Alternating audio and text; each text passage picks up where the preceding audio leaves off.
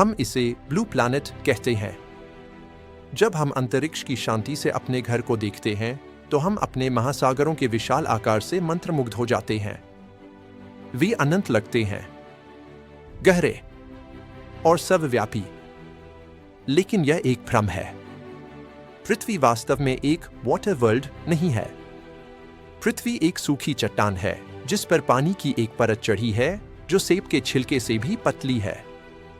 हमारे महासागर हमारे ग्रह के द्रव्यमान का 1% का 10वां हिस्सा भी नहीं है।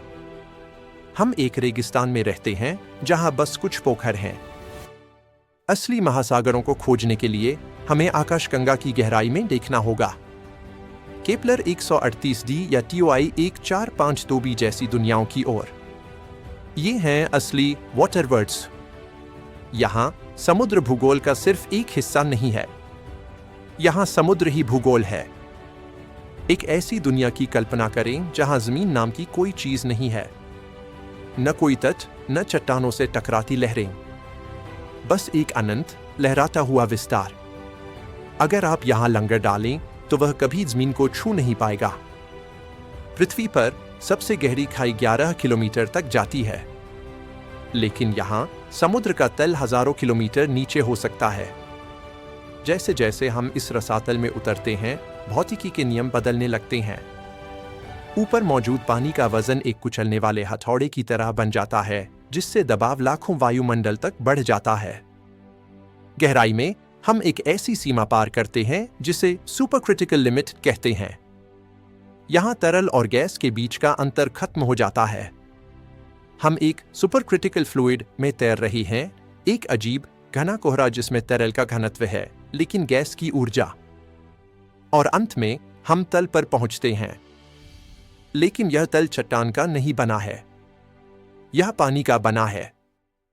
विनाशकारी दबाव के नीचे गीगापास्कल की ताकत से पानी को ठोस अवस्था में रहने पर मजबूर किया जाता है, भले ही तापमान इतना ज्यादा हो कि शीशा भी पिघल जाए।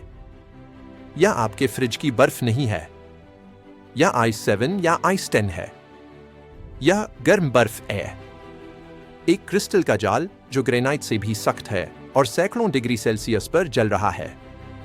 यह एक वैश्विक आवरण है, हीरे जैसे सख्त पानी का एक कवच जिसने ग्रह के कोर को कैद कर रखा है।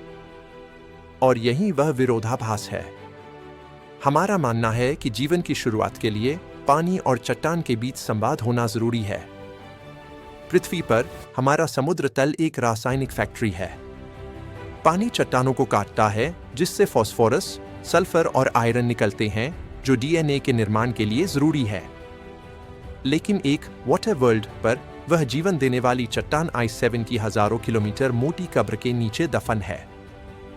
बर्फ का यह कवच एक दीवार बन जाता है। यह सप्लाई चेन को काट देता है।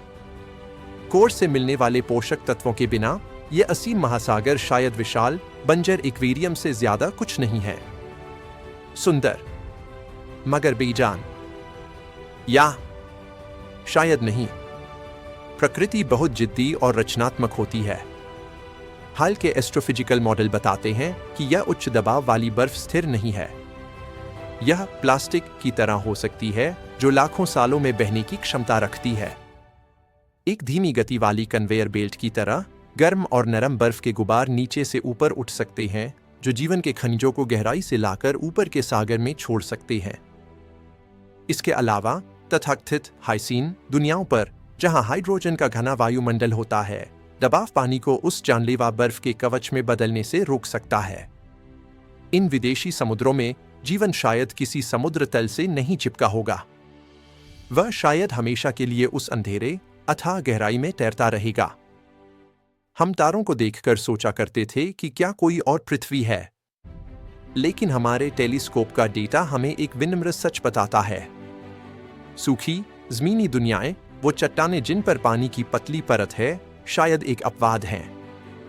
यह गैलेक्सी खाली नहीं है, यह डूब रही है और उन गहरे अंधेरे पानी में शायद कुछ तैर रहा है, हमारी डुबकी लगाने का इंतजार कर रहा है।